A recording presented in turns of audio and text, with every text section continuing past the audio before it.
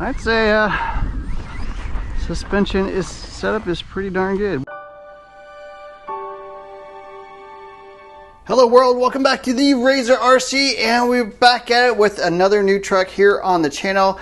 This is the MJX RC Hyper Go, and the model number is the 10208. And yeah, there's been a fair amount of controversy about this truck, but we'll talk about that a little bit. It is a 110 scale electric four-wheel drive monster truck, although I would say it's actually, you know, physically a little bit closer to like a truggy, so that's kind of interesting. But yeah, this is about to come out. It is not been released yet, and but we're gonna try it out, test it, and see how it actually drives.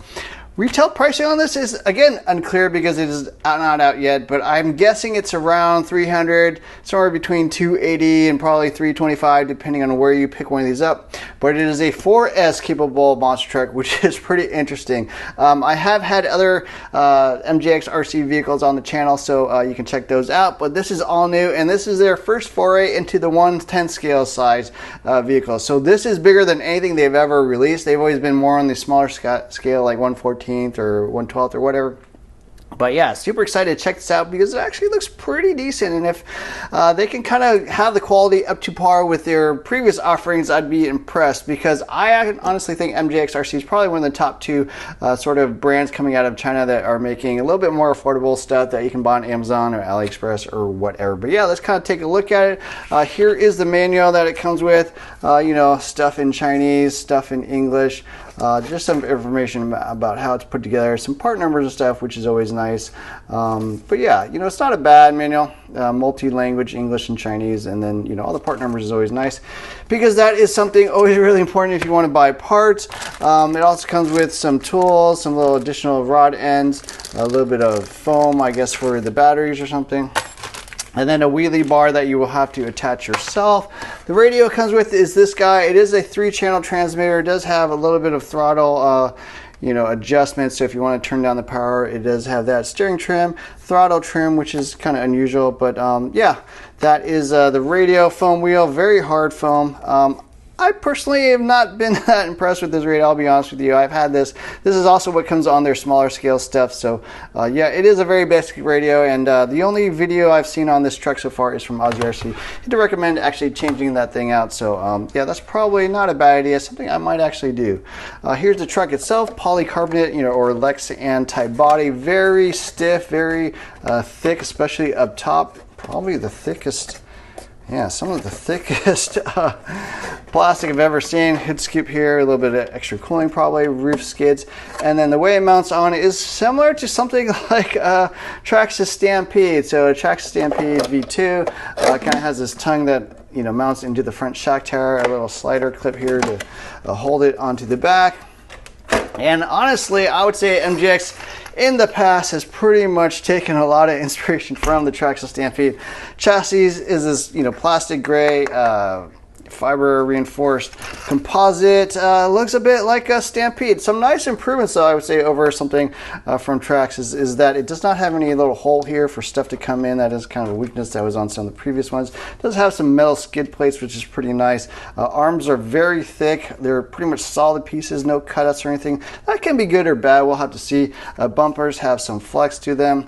There are LEDs as well, a little LED light bar here in the front, some LED brake lights here in the back. Shock towers, again, you know, take some inspiration from some other brands. It does have a metal drivetrain down, or drive shaft down the middle. Looks like a steel piece. I think they might even make an aluminum aftermarket part. 100 amp ESC, 35 kilogram servo motor. Looks, I'm not actually sure the size, 36 by, I would guess probably, I don't know, 60. I'm not sure of the size, but it is 4S, 3S capable. Dual fans on top, so if one fails, that's actually kind of nice. You can see on the fan, of course, little antenna that sticks out. XT60 connector. I will probably swap that out for an IC5. It does have a metal center brace down up top, so that's pretty interesting. Tower to tower brace just screws in both sides, and also the mount for all the wiring, keep it out of the way. Adjustable turnbuckles all the way around. It is interesting, they look like black oxide ones up top, and then I don't know if they're nickel plated or chrome plated or what, but some silver ones for the steering as well as the rear links, so that's kind of interesting. It does have, I think, a couple different adjustments for shock position up top. I'm not sure in the bottom. That is one area that I think a lot of people kind of pointed out. Not a lot of droop for sure. Something that, you know, they may want to revise. Does have the side sort of covers here for the body, again, like a Trax Stampede or Haas. Here's the on-off button, I think, for the ESC. Metal shocks all the way around with plastic caps, pivot balls up top. Again, some inspiration from some other brands. Center differential, I think it's a plastic spur gear, but the gears inside are metal. Nice little battery straps. I like that, so you can adjust for different size batteries, different heights and stuff. But yeah, overall the vehicle looks pretty good. A lot of people also again noted that the tires are pretty tight or stick in a bit. They are fairly large for this type of vehicle. We'll have to play with that a little bit as well. But yeah, truck itself, so now the controversy. Let's talk about that a bit. Seems like there's some, I don't know, I guess uncertainty about whether this is the actual release version or if they're going to make changes. I don't have any specific information. I've read stuff from MJX RC. I got the emails that everyone else got. My personal opinion is this is probably 99% the finished product. They probably will make some adjustments, like, you know, longer shock shafts. Maybe they will adjust the tires. They did said these, you know, kind of will balloon on forest and can tear. They are a very, very soft compound. They do have foams inside. But yeah, anyways, I personally, you know, I don't really take it as, I guess, that big of a deal as maybe you know, some other people might, because everything that gets released, honestly, even like the Crane EXP, when it first came out, you know, people were like, well, it's got problems, blah blah blah. And honestly, I mean, things get released. Sometimes a lot of cars make running updates, like the Team Associated B7 got released, and then they made some minor updates to like the C block, I think it was. I mean, almost every company will make minor adjustments and stuff, even through the life cycle of the vehicle. I mean, even like, I don't know.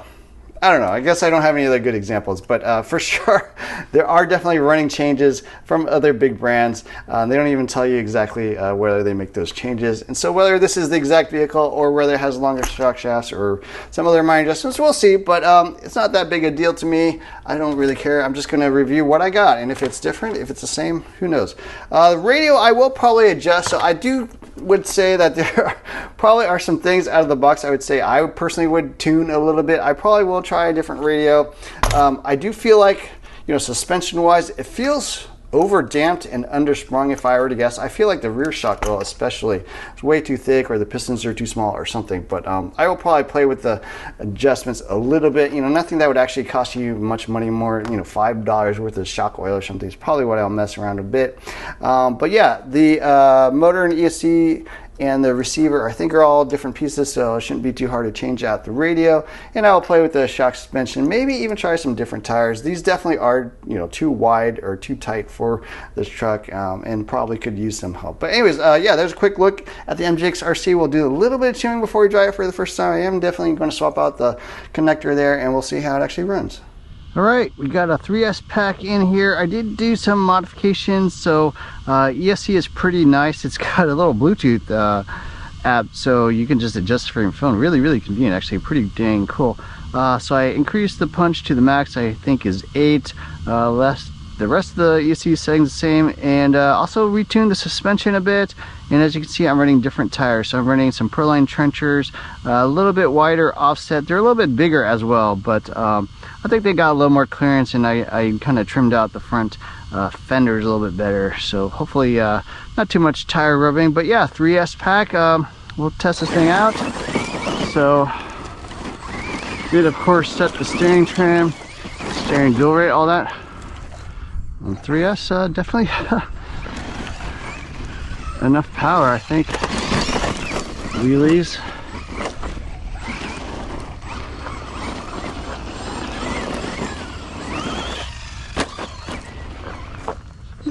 So this terrain is pretty darn challenging on tires. I haven't really found the perfect tire for this kind of location, but we'll see.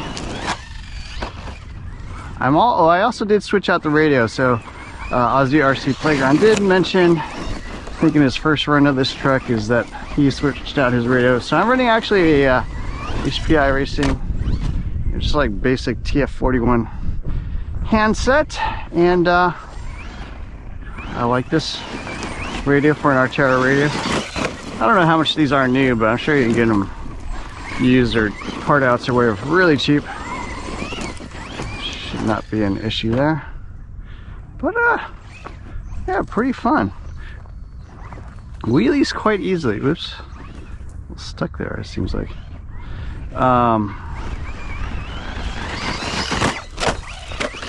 Also front. Oh, I don't think we're gonna flip it there.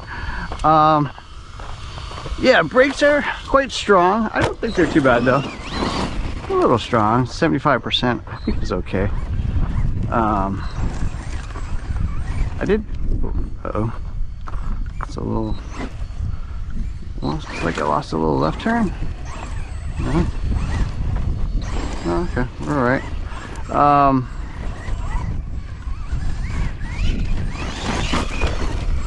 Yeah, 50% seemed a little soft, so maybe if you need a little more jump control or something, you might run that, but I think 75% is okay, at least on these tires.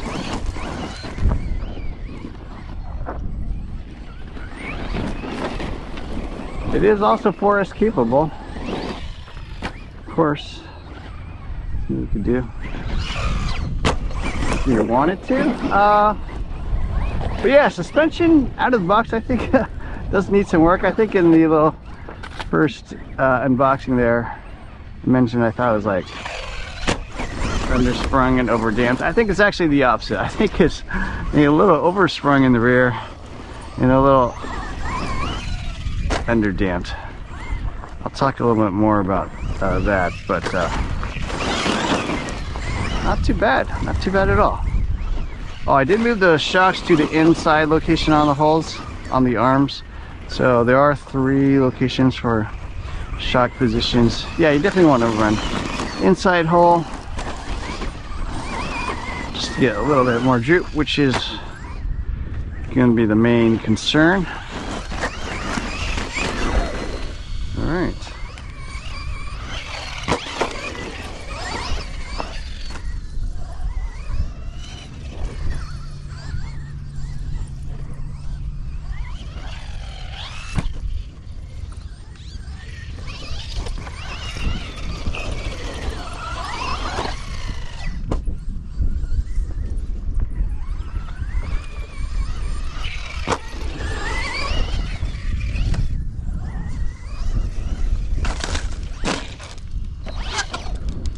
So the body definitely can pop off. It's just that little single latch, but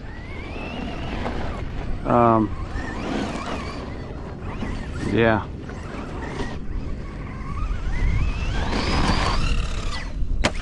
Oh, nose pointed a bit.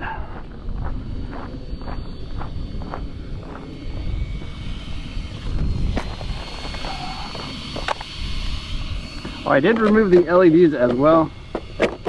But yeah, this little body mount system maybe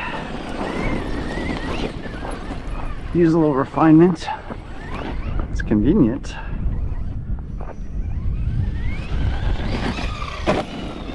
But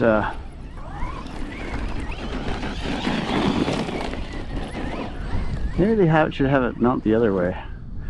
So at least on a nose plant, the latch doesn't flip off. I wonder if I can backflip it off this thing.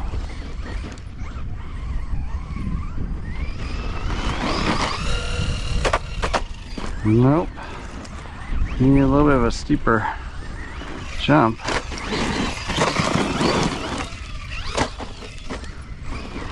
This thing's kind of a beast though.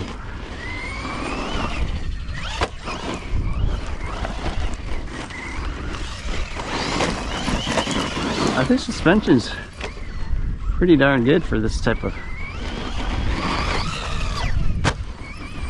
this size jumps and stuff. No issues, no concerns there.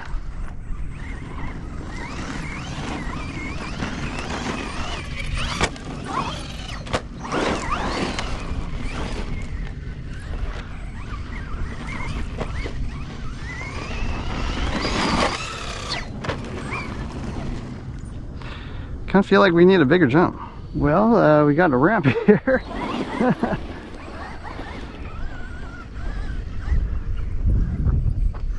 I guess we're gonna just try it, right? Gotta get lined up though. Kind of a challenge.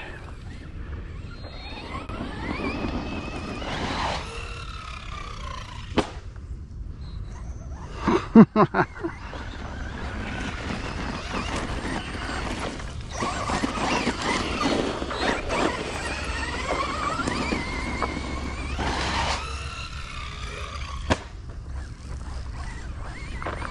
think my suspension steps work pretty good.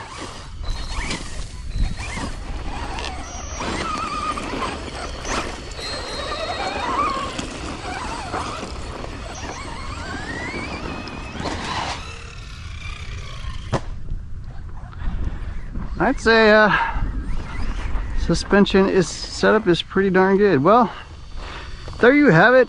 First run of the MJX RC HyperGo 10208 4-wheel drive electric 10 scale 3S and 4S capable monster truck. In terms of damages, seems okay. No issues there. Seems pretty good overall. So yeah, pretty successful. So yeah, some better tires, some suspension tuning, maybe a different radio, and I think MJX RC has got something here. So yeah, let me know what you think about this truck. I did get it in white. It does also come in black, and hope you enjoyed this video. Don't forget to hit the like, share, subscribe buttons. Look for more videos soon. Thanks for watching.